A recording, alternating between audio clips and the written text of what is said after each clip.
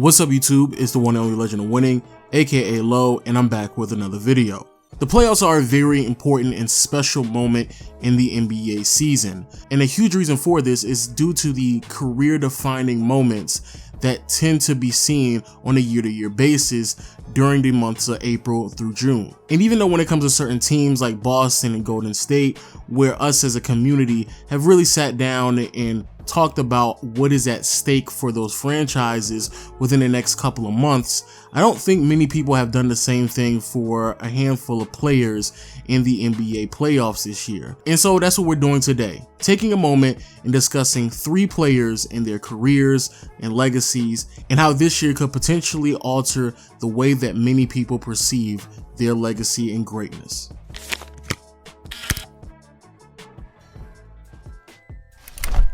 So first, let's talk about the man who inspired this entire video, and that's Kyle Lowry. Kyle Lowry is a 13-year vet who spent the last 7 years playing for the Toronto Raptors, and within his last 7 years, his career has really taken off. Lowry began his career as a late first-round pick with the Memphis Grizzlies, bounced around from Memphis to Houston, and in the last 5 to 7 years with the Raptors, not only has he been a perennial All-Star, but also an All-NBA performer, but most importantly, he's been one of the focal points in turning around a franchise that desperately needed a new identity. And because of that, Lowry's legacy has definitely elevated. But as a wise man once stated, with great power comes great responsibility, and with the responsibility and expectations starting to elevate as well for Kyle Lowry, he hasn't really been able to reach them in the playoffs. In short, despite the fact that the Raptors have been an amazing regular season team for the better half of the last 7 years now, in the playoffs, they are notoriously known for underperforming, and part of that has to do with Kyle Lowry. Last year was the last straw that broke the camel's back, and the front office decided to make some pretty drastic decisions.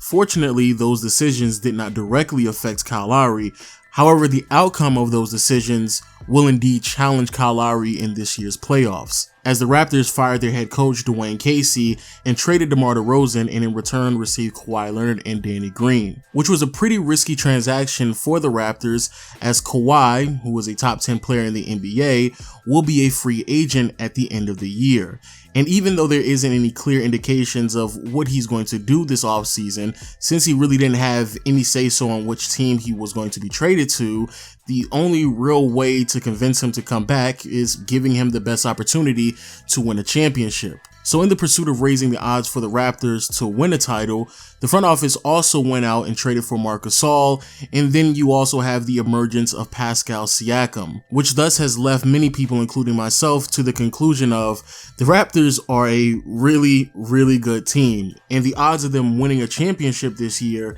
isn't that low at all. And the only reason why fans aren't as vocal with their level of optimism with this franchise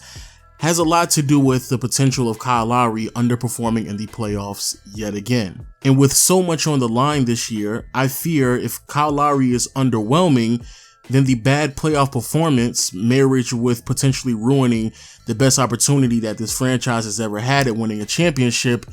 may be the characteristic that will stick to best depict Kyle Lowry in his career. But then on the other hand, if Kyle Lowry just plays steady, consistent, 15-7, nothing spectacular, he could go down as a starting guard on the roster that brought Toronto their first championship. Granted, that may not be a spot in the Hall of Fame, nor will it convince the masses that Kyle Lowry is maybe a little bit better than people give him credit for, but at bare minimum, Toronto fans for many years moving forward will view Kyle Lowry and his career in a positive light.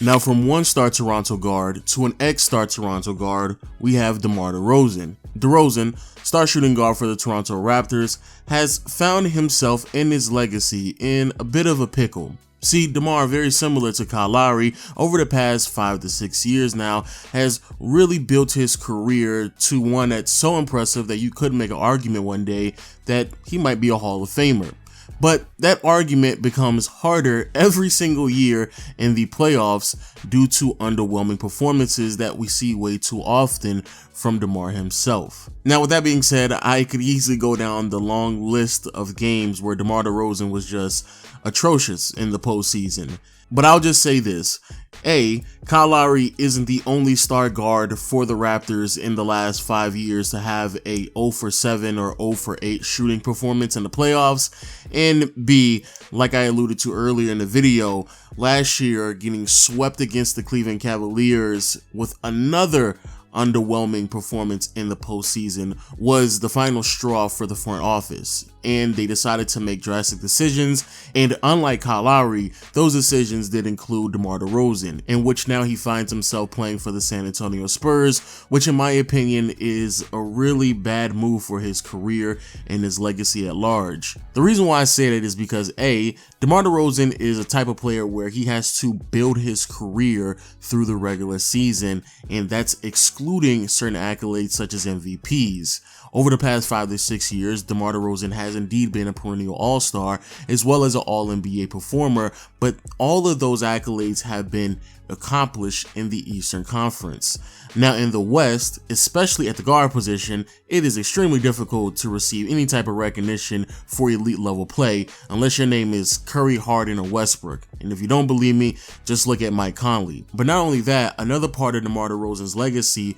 was heavily dependent on the success that he brought to a Toronto Raptors organization that desperately needed an identity. But now going to San Antonio, where expectations are significantly different, and leading that team to 50 to 55 wins is just not as impressive anymore, because you're dealing with an organization that has higher expectations, as well as playing in a Western Conference where 48 wins in the East could potentially give you home court advantage, but 48 wins in the West, you're now looking at the 7th seed, which is where San Antonio finds themselves. But out of all of that, there is a silver lining, and it just so happens to coexist in this year, as the San Antonio Spurs find themselves on the side of the bracket that does not consist of Golden State or Houston, and then in the first round they face an inexperienced Denver Nuggets team, and then in the second round the Spurs would either have to match up with the Oklahoma City Thunder, a team with no three-point shooting and 2 inconsistent stars,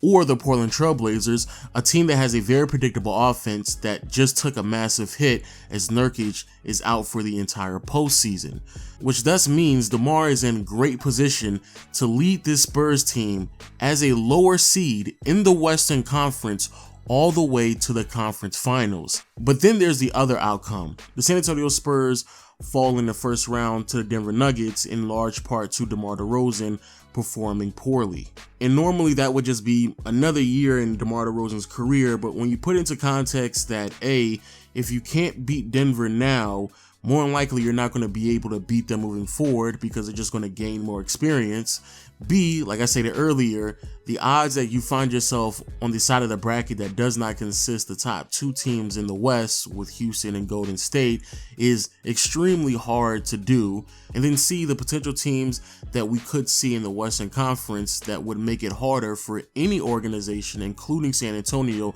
to make any deep postseason runs. So either DeMar can save his reputation as an underperformer in the postseason by leading a 7th seed Spurs team to the conference finals and potentially even competing with the Golden State Warriors, or he could live up to the hype, unfortunately underperforming and leading the Spurs to an early first round exit, while also spending the remainder of his prime in a conference and on a team that has higher expectations than his previous situation.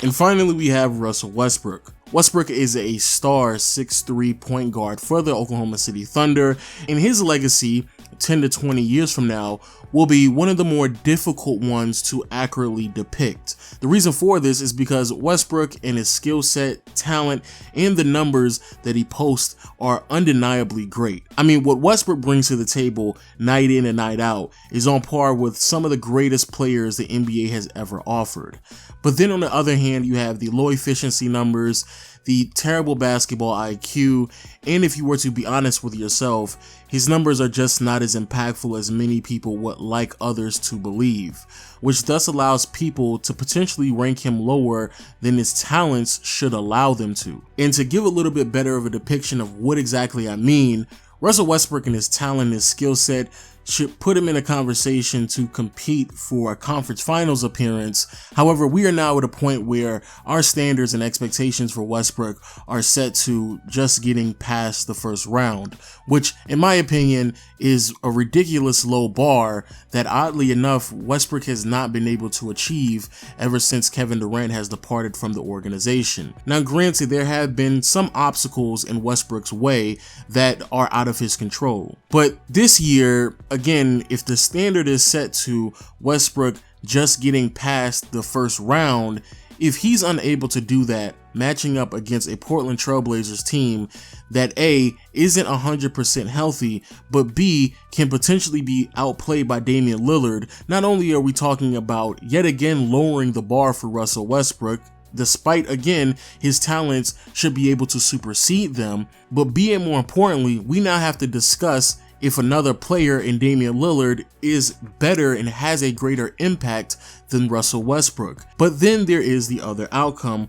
which is the Oklahoma City Thunder and Westbrook finding their way to the conference finals. Because very similar to the Spurs and DeMar DeRozan, OKC and Russ find themselves in a part of the bracket that does not include Houston nor Golden State. And then, like I alluded to earlier, in the first round, you're matching up against a team that isn't 100% healthy. And then in the second round, you have a chance to match up against either a team that lacks experience with the Denver Nuggets, or you're going to match up with a team in San Antonio who may have the coaching advantage but does not compete with the star talent with the Oklahoma City Thunder with Paul George and Westbrook, which should then put the Thunder in a position to make the conference finals and give some validation to the Russell Westbrook apologists. But I'm pretty sure there is a level of doubt that you are feeling when it comes to that outcome. And the only reason why you have that level of doubt has to do with Russell Westbrook and how he's going to perform in the playoffs. Westbrook numbers across the board in the postseason normally don't come close to what he produces in the regular season. And granted, in the past 3 years, averaging a triple-double in the regular season is going to be hard to duplicate in the playoffs, but I mean, some of his numbers just completely crater in the postseason, which is extremely frustrating to watch because it is, again, undeniable what Westbrook brings to the table with his talent, skill set, and the numbers that he produces on a night in to night out basis. But the idea that we are now at a point where the standard and the expectations for Westbrook are just to lead a team past the first round without Kevin Durant being a teammate, again, it just speaks volumes to how Westbrook's legacy may be depicted after this season comes to a conclusion. Now, with all that being said, people, please let me know what you think about the video in the comment section below. Let me know if you feel like I missed anyone at all in the video whatsoever. And until next time, I will see you all later. Peace.